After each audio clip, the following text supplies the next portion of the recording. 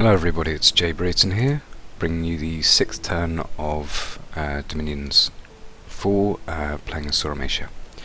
Our research enchantment is completed, so that means we have some light skelly spam access, and means we can continue down the path here. I think I'm just going to keep on going enchantment. Battlem Plathai, I'm not sure which one this was. Oh right, it's the wet ones. They they lost somehow to Horse Trap Cav. I'm guessing they just got shot up on the way in and then killed by guys as soon as they hit close combat. It's not really going to be a scripting error, it's just a weakness of the troops themselves. And then in Clon, we lost the Lancers but took the province, which I'd say overall is a pretty reasonable trade. So let's get a bit of defence there. Got Neil Kinnock moving back to the capital. We've met another neighbour. Our other neighbour is Vanheim, which is great stuff. Means we've got Helheim and Vanheim on our borders.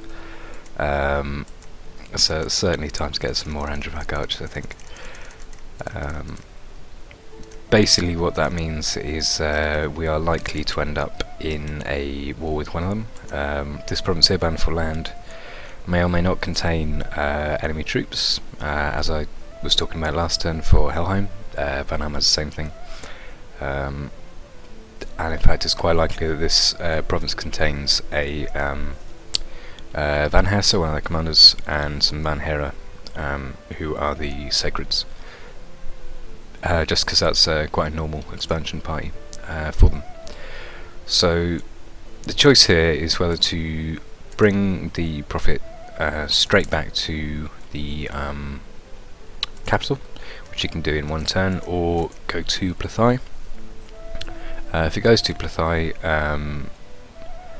ultimately it's going to take 2 turns to get back to the capital to replenish troops, and the archers that I send in will be getting shot at by Horse Trap Cav. There are, never mind, 18 of them in the province, so they'll keep firing for a little while, but because of that I think I'm just going to take them back, replenish his troops, and move the mounted commander out. Mounted commander has 3 squads under his command. It's more than he can manage very well, but my troops have decent enough morale that it should be able to manage. First game set up, so let's have this guy right at the back.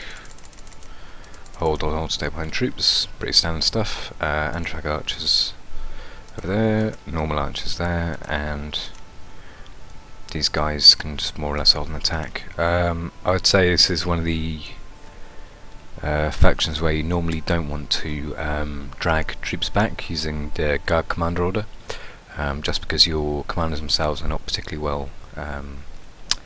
well equipped to take damage. Their protection values aren't particularly high.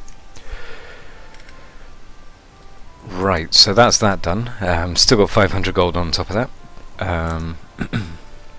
New province here is going to give me about 50 a turn, which is nice as well. I guess the thing to do is to say hello to Vanheim, so let's do that.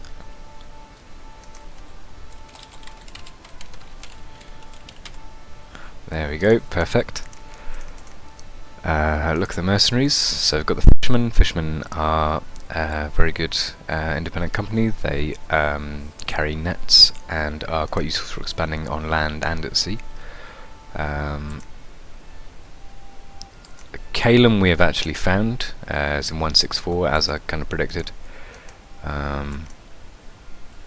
So up here is going to be someone else, I'm guessing. No sign of who it would be quite yet though. Calum's also kind of blocked off my expansion up north, without taking his cap circle, but that's just the way of it. Maybe I'll go and have a look at what's over here. And what else is there to do? There's no scout in this province, which is a bit of a shame. I guess in terms of expansion, this army over here is going to, hopefully, if Vanheim doesn't take it, go into Plathai next turn and then into Peacehaven.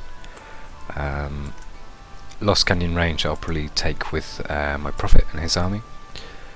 And then we'll think about Dragonscale Mountains.